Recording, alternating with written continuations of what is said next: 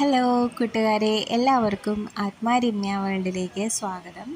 10 മണി ചെടികൾ കട്ട് ചെയ്ത് പീസാക്കി സെപ്പറേറ്റ് റബ്ബർ ബാൻഡ് വെച്ചിട്ടൊക്കെ ബാൻഡ് ചെയ്തിട്ട് വെച്ചിരിക്കുകയാണ്. ഇതൊരു സെറ്റാട്ടോ, ഒരാൾക്ക് കൊടുക്കാനുള്ളത്. പല കളറുകൾ എടുത്തിട്ടൊരു സെറ്റ്. ഇതിപ്പോൾ വെച്ചിരിക്കുന്നത് ഒരേ ടൈപ്പിൻ്റെ ഓരോ സെറ്റ്. അപ്പോൾ ഇതിൽ നിന്ന് ഓരോന്ന് എടുത്തിട്ടുണ്ടെങ്കിൽ എത്ര എണ്ണം ഉണ്ടെന്ന് വെച്ചിട്ടുണ്ടെങ്കിൽ അത് വെച്ചിട്ട് നമുക്ക് ഓരോ സെറ്റാക്കി കൊടുക്കാം.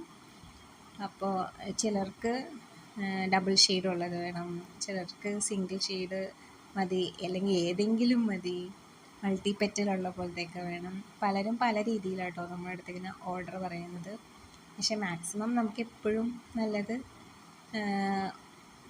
ഒന്നിച്ചിങ്ങനെ 30 നമ്പേഴ്സ് കളേഴ്സ് എന്നൊക്കെ പറയുമ്പോൾ നമുക്ക് ഒന്നിച്ചെടുക്കാനാണ് എളുപ്പം. പിന്നെ നല്ല വെയിലായിരിക്കും ഇത് നട്ടിരിക്കുന്ന സ്ഥലത്തൊക്കെ. അപ്പോൾ നമ്മൾ നല്ല വെയിലത്ത് പോയിട്ട് വേണം ഈ ചെടികളൊക്കെ എടുക്കാനായിട്ട്. പിന്നെ ഞാൻ ഈ ചെടികൾ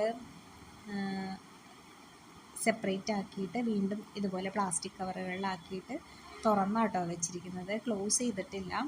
കൊറിയർ ചെയ്യുന്നതിനനുസരിച്ച് പാക്ക് ചെയ്തിട്ടായിരിക്കും അത് ക്ലോസ് ചെയ്യുള്ളൂ. പിന്നെ DTDC കൊറിയർ വഴിയാണ് അയക്കുന്നത്.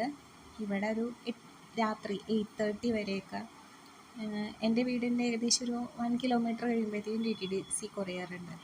അപ്പോൾ അതുകൊണ്ട് ഒരു ലാസ്റ്റ് ടൈമിലേ ഞാൻ എപ്പോഴും കൊണ്ട് കൊടുക്കാറുള്ളൂ പാക്ക് ചെയ്ത്. അപ്പോൾ അത്രയും ചെടികൾ നല്ല ഫ്രഷ് ആയിട്ടിരിക്കും.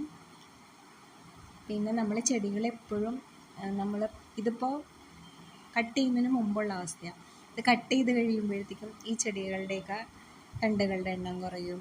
അപ്പോൾ നമ്മളെപ്പോഴും ഇതിൽ നിന്ന് കട്ടിങ്സ് എടുത്തിട്ട് വീണ്ടും വേറെ പോട്ടിൽ പ്ലാന്റ് ചെയ്ത് വെക്കണം. ഗ്രോ ബാഗിലോ പോട്ടിലോ എന്തെങ്കിലും പ്ലാന്റ് ചെയ്ത് വെക്കണം. എന്നാലാണ് നമുക്ക് ഈ ഒരു സെക്ഷൻ കഴിയുമ്പോഴത്തേക്കും അടുത്തൊരു സെക്ഷന് വേണ്ടിയിട്ട് വീണ്ടും പ്ലാന്റ്സ് ഉണ്ടാവുള്ളൂ.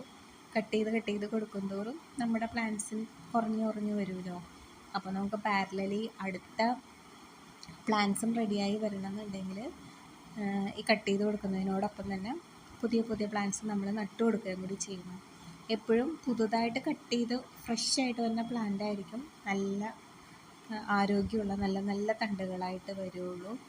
പിന്നെ നല്ല വെയിലുള്ള സ്ഥലത്തായിരിക്കും വെക്കുന്നത്. എത്ര വെയിൽ കിട്ടുമോ അത്രയും നല്ലതാണ്. അതുപോലെ എന്നും നനച്ചു കൊടുക്കുക വേണം. ഓവർ വെള്ളമാവാൻ ചെയ്യരുത്. പിന്നെ ഇടയ്ക്ക് ഫംഗിസൈഡിൻ്റെയൊക്കെ അതൊക്കെ ഒന്ന് വെള്ളത്തിൽ കലക്കി അത് ഒഴിച്ചു കൊടുക്കുന്നതും, പിന്നെ 19 കൊടുക്കുന്നതും, NPK വളങ്ങളൊക്കെ കൊടുക്കുന്നതൊക്കെ നല്ലോണം പൂക്കൾ ഉണ്ടാവാനായിട്ട് സഹായിക്കും. അപ്പോൾ എല്ലാവരും ചെടികൾ വാങ്ങിക്കുക, നടുക. നല്ലൊരു പൂങ്കാവനം കേട്ടോ. നമുക്കിങ്ങനെ ഞാനിതെല്ലാം ടെറസിലാണ് വെച്ചിരിക്കുന്നത്. എലികളുടെ നല്ല ശല്യമുണ്ട്. താഴെ വെച്ചിട്ടുണ്ടെങ്കിൽ എലി എല്ലാം കടിച്ചു കളയും. അപ്പോൾ അതുകൊണ്ട് ടെറസിൽ പാരപ്പറ്റിൻ്റെ മുകളിലൊക്കെയാണ് വെച്ചിരിക്കുന്നത്. ടെറസിലാകുമ്പോൾ നമുക്കൊരു ലിമിറ്റേഷൻസ് ഉണ്ട് വെക്കാനായിട്ട്. താഴെയാകുമ്പോൾ ഇഷ്ടംപോലെ സ്ഥലമുണ്ട്, പക്ഷേ എലിയാണ് നമ്മളുടെ ഏറ്റവും വലിയ ശത്രു.